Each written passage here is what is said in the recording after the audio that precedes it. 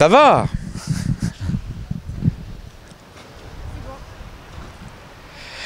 Pourquoi je suis à Cabourg? Parce que j'aime aimer et que Cabourg est un rendez-vous que j'ai avec l'amour. Parce que, étonnamment, ce festival, qui est censé être un festival romantique, a des effets sur la vie réelle des gens qui le fréquentent. C'est-à-dire que moi, comme beaucoup d'autres, nous avons aimé, nous avons regretté ne pas être avec la personne qu'on aime ici au festival. Parce que ce qui est agréable dans ce festival, c'est qu'il n'y a pas d'enjeux commerciaux, il n'y a pas de pression. Les gens qui sont là, ils sont là parce qu'ils aiment les gens et qu'ils savent qu'autour d'un piano ou d'une projection, ils vont se retrouver. Donc tout le monde doit vous dire ça, mais c'est quand même la convivialité qui fait que c'est une des raisons pour lesquelles on vient. Mais je reviens à l'amour. Tout le monde se pose la question de qu'est-ce que le romantisme. Et je pense que c'est bien au-delà de l'amour, c'est-à-dire de la liaison amoureuse. C'est que je pense qu'être romantique, c'est une façon de vivre, une façon d'être. C'est quand vous avez des décisions à prendre, si vous les prenez en fonction plus de votre vie sentimentale et affective que pour des raisons de carrière ou d'argent, c'est que vous êtes profondément un romantique. Alors pour être précis, on m'a proposé une émission de télévision très importante à Paris qui voulait dire que tout mon temps ne pouvait être que à Paris, mais j'étais amoureux d'une personne qui habite en Suisse. Eh bien, j'ai préféré ne pas faire cette émission pour pas prendre le risque de polluer cette histoire d'amour. Pour les choix que vous faites dans la vie, vous décidez ou en fonction de l'argent, ou de votre carrière, ou de raisons matérielles. Ça, c'est raisonnable. Et être un vrai romantique, c'est ne pas être raisonnable. Et voilà, c'est tout ce que je peux dire sur ça, parce que après je peux vous donner des exemples. Toujours pour la télévision, il y a un an, je crois, j'ai présenté, et personne d'autre n'a fait ça, je crois, à 19h30 sur le plateau de Laurent Ruquier, des tableaux. Des Picasso, arrivaient vraiment à côté de moi sur le plateau. Et pourquoi j'ai fait ça? C'est en écho à ma mère, qui quand j'étais petit m'a montré des tableaux, m'a appris à chercher les mystères qui se cachent dans les tableaux. Et en fait, c'est une raison romantique, sentimentale qui m'a conduit à faire ça. C'était un hommage à ma mère qui m'a amené vers le beau. Et c'est pour cette raison-là que j'ai décidé de me battre pour qu'on voit à la télévision des tableaux à 19h30. Donc je pense que tout ce que je fais est vraiment toujours lié sentimentalement à quelque chose. Et je dis bien tout. C'est une façon de vivre le romantisme. Et je pense que les romantiques, entre guillemets, les sentimentaux, sont en danger. Parce que tout est la crise financière, les problèmes économiques, trouver du boulot, la pression qu'on a liée à la vie matérielle est terrible. Et souvent, on est obligé de prendre des décisions en fonction de ça, mais pas en fonction de ce qui est de l'ordre du sentimental. Et il faut lutter.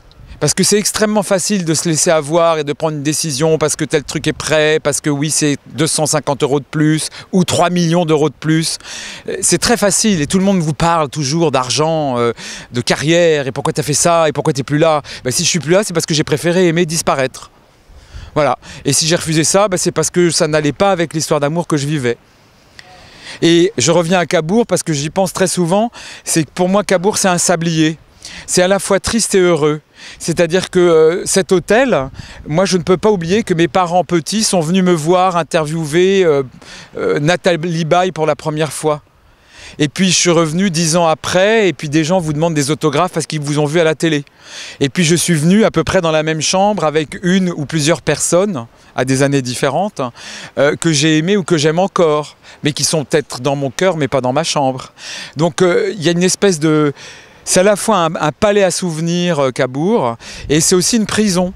Et c'est un sablier, c'est tout ça. Si j'ai pas été clair, je vais nager et je me noie parce qu'il fait trop froid dans l'eau.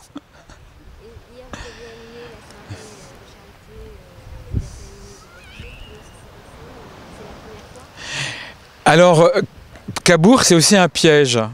C'est parce que Suzelle Pietri vous aime bien et que vous l'aimez bien que vous ne pouvez donc rien lui refuser, qu'elle vous dit « Ah, ça serait vraiment sympa que tu présentes une soirée pour le don du sang et il y a une tombola. » Et je dis « Mais attends, mais ça va pas, moi je suis pas commerçant et achetez-moi des roses et je te donne... Et puis elle me dit « S'il te plaît, fais-le. » Et je l'ai fait une fois Et puis je l'ai fait 2 fois. Et puis la 3e fois, je lui dis, je peux pas parce que j'ai un texte que je dois dire au même moment au Marathon des mots à Toulouse, etc. On va se débrouiller. Et puis je l'ai fait donc encore une fois. Et puis je l'ai fait cette année. Mais alors là, en plus, c'était génial parce que je suis depuis très longtemps l'Institut sur le cerveau et la moelle épinière. Et donc le but de la soirée caritative, c'était quand même récolter de l'argent pour un institut qui va être unique au monde. Parce que dans un même lieu, à la Salpêtrière à Paris, vous allez avoir de la recherche fondamentale sur les neurones, sur les cellules, etc. Et puis les patients qui sont malades. Et le cerveau, les neurones, les cellules, c'est bien plus important que le cœur. Comme je l'ai dit hier sur scène, le cœur de notre corps, ce n'est pas le cœur. C'est notre cerveau, c'est nos cellules. Parce que quand on a un problème au cœur, en général, on met une valve et ça marche, ou alors on meurt. Ouais, mais le cerveau, c'est la fin des cellules, c'est la mort de la mémoire parfois, c'est le corps aussi qui se paralyse. Donc j'étais très content de faire le Gugus parce que c'était pour une cause extraordinaire. Voilà. Bonne année, bonne santé. Ça m'a donné les larmes aux yeux. Hein.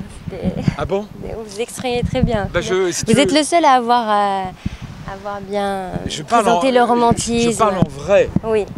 Tu vois, c'est-à-dire qu'il y a aucun mensonge. Et puis je pourrais aller beaucoup plus loin dans l'émotion, mais il ne faut pas exagérer. Mais tu vois, quand ma mère est venue malade, elle a eu une longue agonie. Elle demandait ma chambre. Et moi, j'oublie ça. Ma mère meurt et puis j'oublie ça. Et j'arrive à l'hôtel et ils me disent, on vous a réservé votre chambre. Ils me donnent la clé. Et je sais que c'est la clé de la chambre d'où ma mère m'appelait en me disant « Il me reste une joie dans ma vie, c'est d'écouter la mer en m'endormant. » Et j'ai dit « Je ne prends pas cette chambre-là. » Tu vois, ça c'est des trucs... bon, je vais voir le... Merci. Je vais voir... Pardon, je reviens. Alors,